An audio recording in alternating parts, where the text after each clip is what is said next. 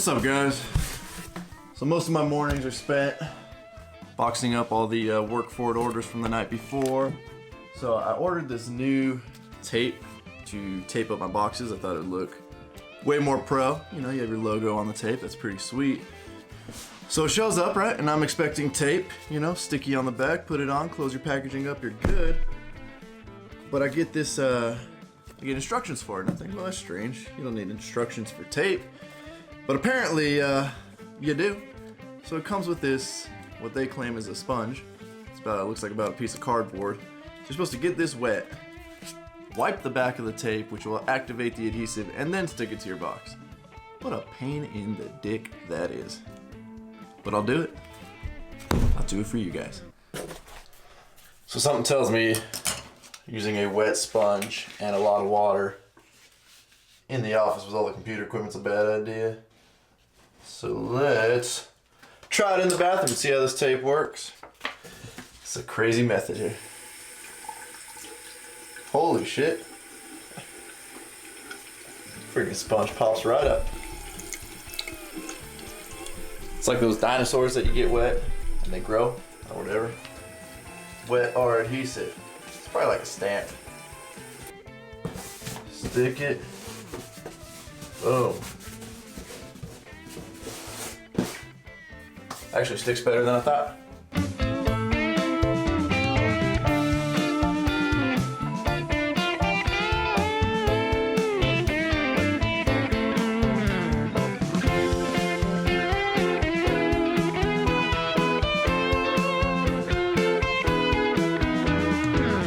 Alright, so now that we got all the Workforit orders boxed up and shipped out, it's time to get on with the day. But first things first, we need to stop and get some fuel. So let's do that now.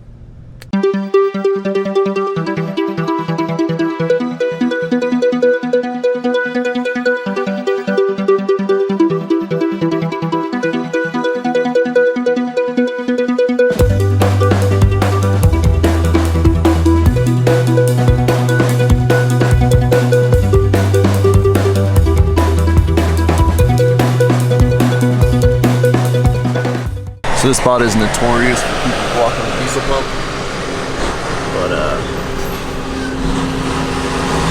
looks like the gas pump is out of order. It only fills diesel, so I was happy about that. Didn't have to wait behind some idiot that decided to put 3 gallons of gas in their car and then go spend 45 minutes inside, who knows what, butt diddling themselves in the bathroom or whatever they make us wait for.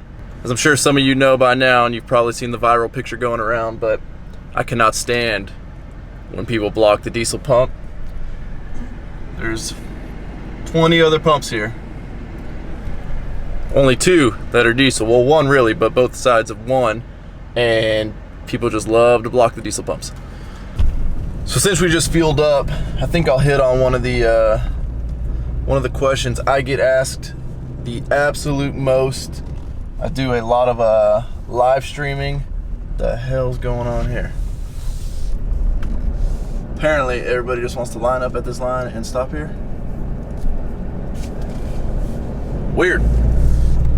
So yeah, I do a lot of live streaming on Instagram and all that, and in every single live stream session, I get asked at least 3 to 4 times what the miles to gallon I'm getting in the Duramax is.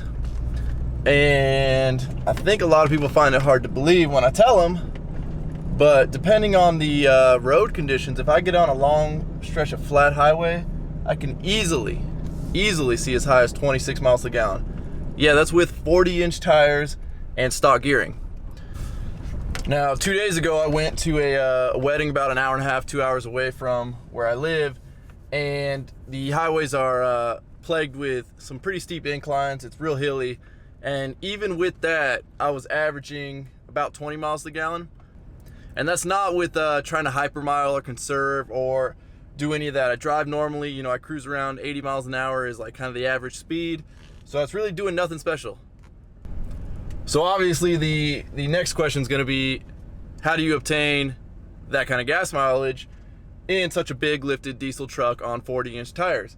And it's actually really simple. Deleting. Delete, delete, delete. Now, what deleting is, we'll get into in another video, and there's a lot of misconceptions about deleting your truck, and there's a lot of questions that I'll be able to answer. That's the seatbelt warning. That I'll be able to answer in that video, so I'll post a link up to that one right here. But deleting your truck is going to be the best thing you'll do to it. You're gonna instantly see a huge spike in gaining more miles per gallon. The truck's gonna run cooler, it's gonna run better, it's gonna run happier. So with my line of work, I'm always in traffic in the morning, at the end of the day, so I don't ever really get to see the full potential of the miles per gallon that I can get until I go on like a long trip somewhere.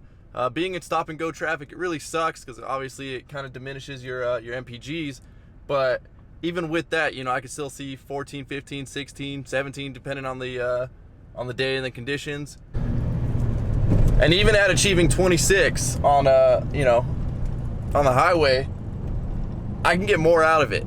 How much more, I'm not sure, but the tuner that I'm using on the truck comes with 5 tune settings. Now, it goes all the way from, I believe, stock, then there's the fuel economy mode, towing mode, the street mode, and then, I don't know what they call it, race mode, something along those lines. The tuner's from PPEI. So, what I'm running it down is I'm running it one step down from the highest performance tune, which would be, I'm running the street tune, so that's 150 horsepower over stock. So with running 150 horsepower over stock, I am still getting that much more miles per gallon. I've never tried any other tune on it. I'm super happy with the first tune I put on it, which is the 150 horsepower tune. I thought about trying the fuel economy tune, which still, I believe, gives you 30 horsepower, 50 horsepower, something like that. But I didn't want to try it and then be like, oh, well, shit, I'm missing out this much by, you know, by going this much more horsepower. I'm content with the miles per gallon I'm getting with the amount of horsepower boost I'm getting. So I'm completely happy leaving it right where it's at. So the truck didn't always do this well in the mile per gallon department. Right after I first lifted it, prior to it being tuned and deleted or anything, I was getting, on a good day, 10 miles per gallon on the highway, which is still better than my last truck, being that my last truck was a gas truck. But, you know, I'd always planned on tuning and deleting it, so I knew just hold on for a little bit longer, let the warranty kind of run its course for a little bit prior to doing anything to it. But as you'll see in my truth about deleting your truck video, that's kind of a dumb thing to wait for. It's really pointless if you actually read the warranty. So check out that video and you'll see that. But that being said, coming from the gas world going to diesel, you know, I knew there would be gains to be made by doing what I did, but I had no idea that I'd go, you know, from 10 miles to the gallon all the way up to 26, which is, like I said, it's insane. And it just kind of goes to show that all the things these trucks ship with are really not that great for them. Obviously, most people, myself included, you know, when we build these trucks, we aren't building them because we really care too much about gas mileage. We, you know, we want to build something that makes us happy. You know, it's like building a race car. You're obviously not building it to be economical. You're throwing a stupid amount of money into it, but the amount of miles per gallon you get are worth every penny. You know, I've said it before and I'll say it again, I don't think I'll ever own another truck that's non-diesel. The amount of freedom you have with the diesel truck to make it do the things you want it's impressive. And depending on your budget, you can go as mild or wild as you want, and there's really a happy middle ground for somebody everywhere. So if you guys are watching this and you're on the fence about buying a diesel truck, you're on the fence about lifting your truck because you're worried about fuel mileage, there's workarounds for everything when you own a diesel. And I think that's what keeps most of us in the game. That's what keeps most of us so pumped on diesel trucks and just the truck community as a whole. I mean, the internet's your friend, Instagram's your friend, all of that's your friend on finding out all this info, and everybody's willing to help. Everybody's willing to share their stories, and you know, the diesel truck community, especially on top of just the truck community, everybody's real friendly, and we all like to help each other out, and we all like to just build the baddest trucks we can. So aside from this sweet ride, the DMAX is weirdly the most fuel efficient vehicle that I own. Well, that's going to wrap up this video, guys. I want to give a special shout out to all the new subscribers as well as all the old subscribers that have been with me for this entire journey. You guys are awesome. Thank you for continuing to grow my channel, and all this content is for you guys. So anything you guys want to see or know, please comment down in the comment section, and stay tuned for the next video when we figure out what the hell this giant missile is. Thanks. Later, guys.